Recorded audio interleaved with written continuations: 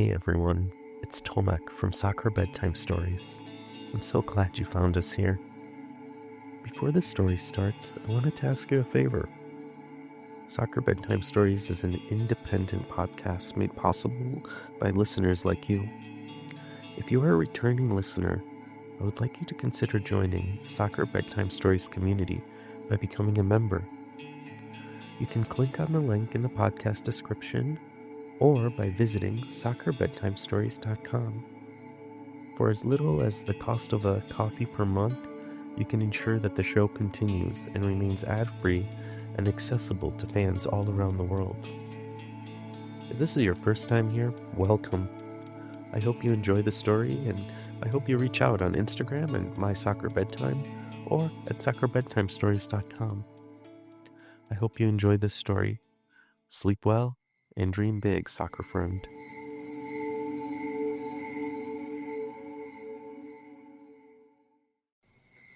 Hello there, soccer friend.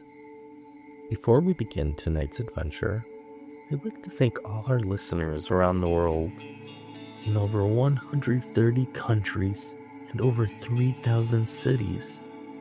We appreciate you being part of our community so very much.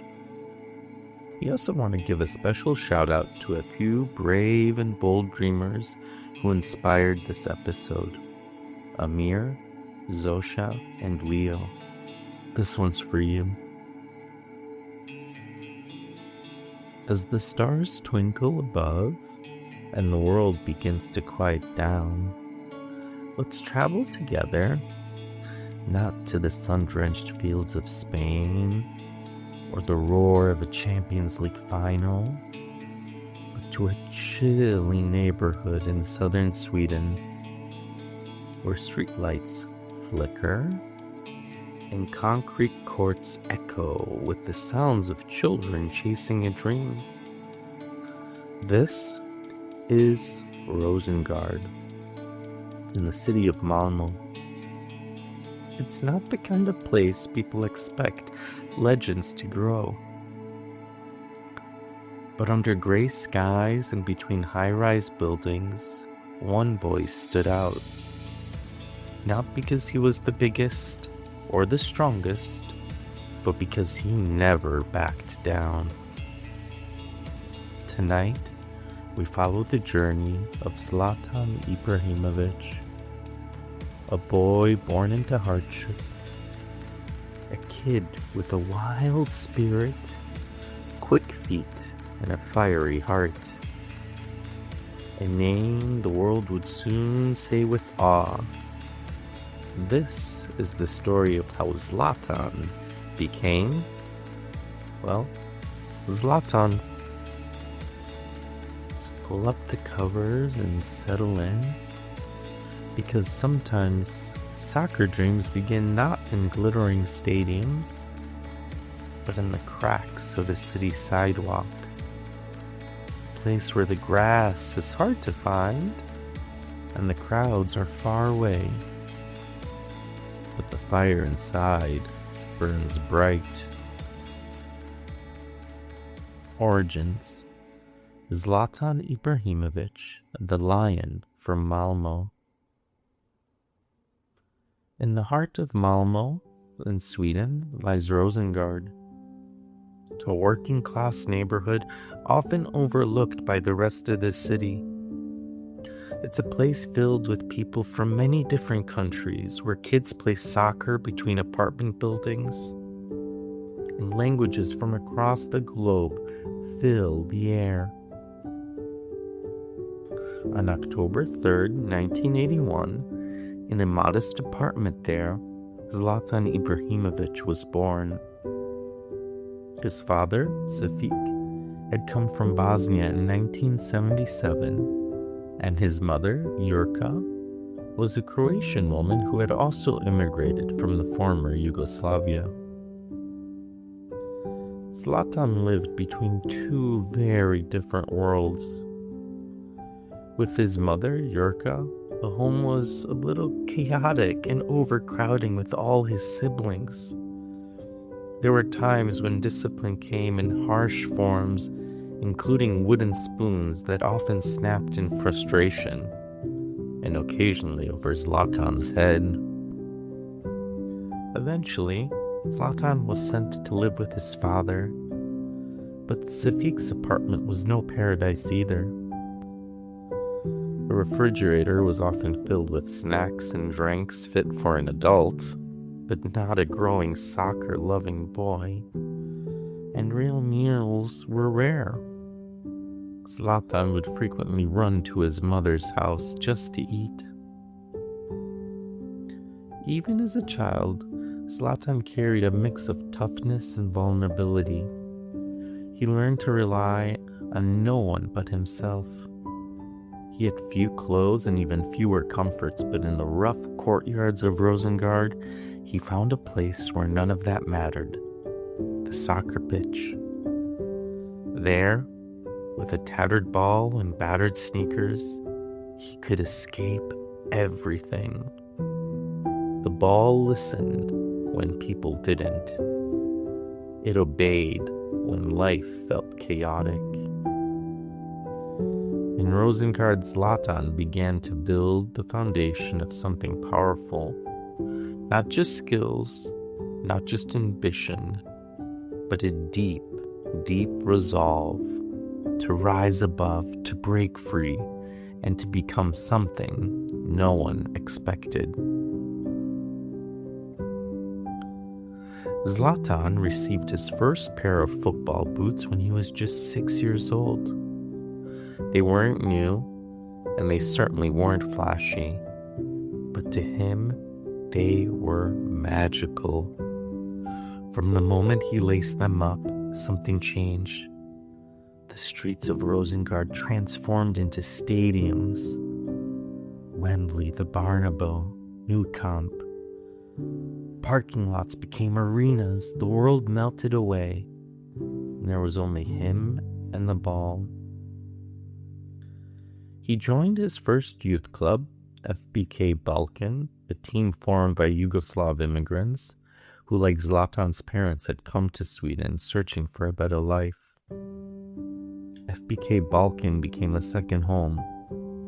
The boys spoke his languages, understood his culture, and played with the same intensity he did. Zlatan wasn't always a team player. He dribbled too much, argued too often, and rarely passed. But what he lacked in teamwork, he made up with raw brilliance. He soon moved between several local clubs: Malmö, BK Flag, and eventually Malmö FF. Each time, coaches questioned whether he could fit in. Was he too hot-headed, too unpredictable? But every time, Zlatan answered with his feet. A sudden backheel, a nutmeg that left a defender frozen, a rocket of a shot from far beyond the box. He made the crowds gasp. Even his doubters couldn't look away. Off the field, Zlatan felt different. Many of his teammates now came from wealthier families. They had the right clothes, the right snacks, the right smiles. Zlatan had none of those things. He wore secondhand shoes, skipped meals, and often felt invisible. But rather than give in to shame, he transformed it into fuel. He told himself, "One day, I'll show them all." And he meant it. In those early years, Zlatan didn't just fall in love with football. He found freedom in it. The game gave him space to breathe, to create, and to believe. It told him he could be more. And Zlatan listened. As Zlatan grew older, now moved into teenagehood, his fire burned hotter. But with the fire came challenges. He got into fights at school, clashed with teachers, and developed a reputation as a troublemaker. He skipped classes, talked back, and didn't always follow the rules. Some adults gave up on him. They saw a boy who would fall through those concrete cracks. What they didn't see was a warrior in the making. Money was always tight. Zlatan couldn't afford a bicycle to get to training, so he began stealing them.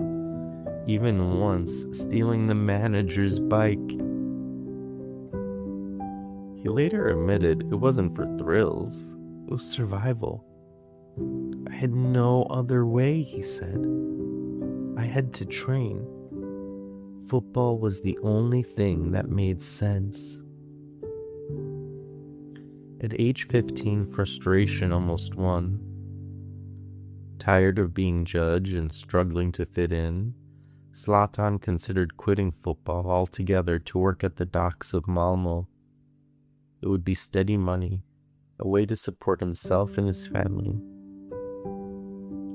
But one of his youth coaches saw something special. Don't throw it away, the coach urged. You have a gift. Keep going. Zlatan stayed and something shifted. He committed himself more seriously. He trained harder. He began to understand that his anger could be a tool if he controlled it. When he was angry, he played better, faster, stronger.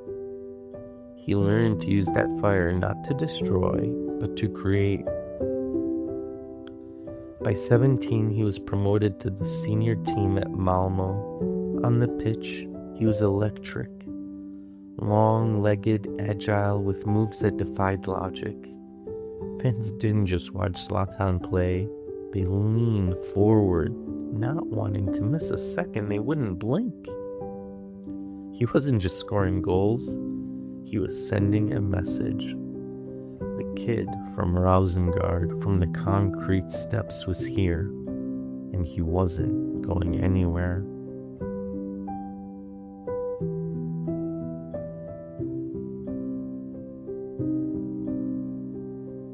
After just one season with the senior team at Malmö FF, the whispers started. Scouts were coming, cameras were appearing. There was talk of a Swedish wonder kid with unreal footwork and a lion's confidence. And then came the offer. Ajax Amsterdam wanted to sign Zlatan. It was a dream and a test. Leaving Sweden meant leaving everything behind. The cracked streets of Rosengård, his father's apartment, his mother's kitchen, and the comfort of his native language. But Zlatan knew, to become who he was meant to be, he had to go. At Ajax, the pressure was immense. He was a foreign teenager in a polished club known for discipline and structure. Coaches wanted him to pass more. Teammates didn't understand his style. At first, he struggled. He was benched. He felt like an outsider again. But Zlatan didn't fold.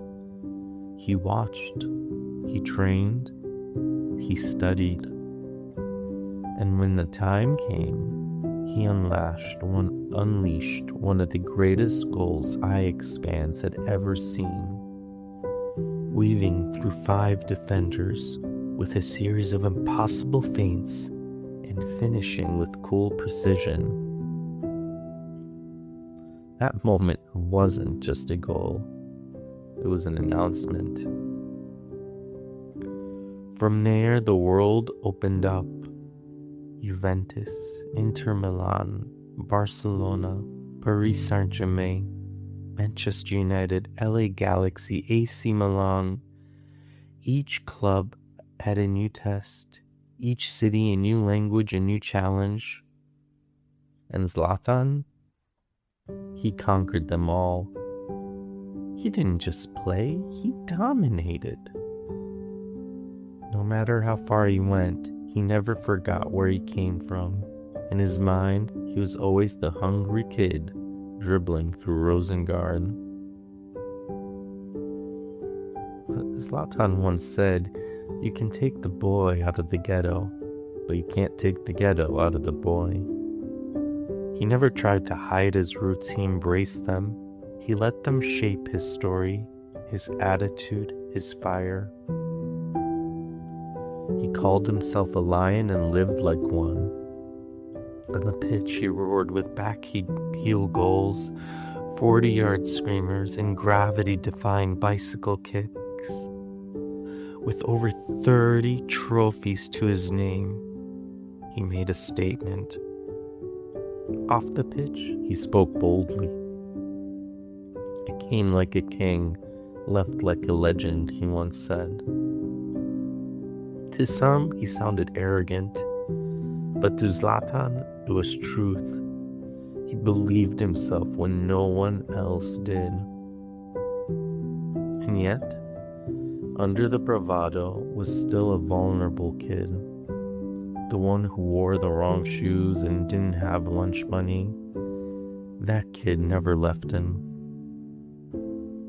Instead, Zlatan let him lead. He once said, "I need to be angry to play well." His fire came from pain, from being overlooked, from being told, "You can't." He built a pitchback in Rosengård, not to show off, but to remind the next generation that greatness can begin anywhere, that dreams, especially soccer dreams, are for everyone. Zlatan Ibrahimović became more than a soccer player. He became a symbol of strength, of resilience, of defiance. And in doing so, he gave the world something rare, a lion who never stopped fighting.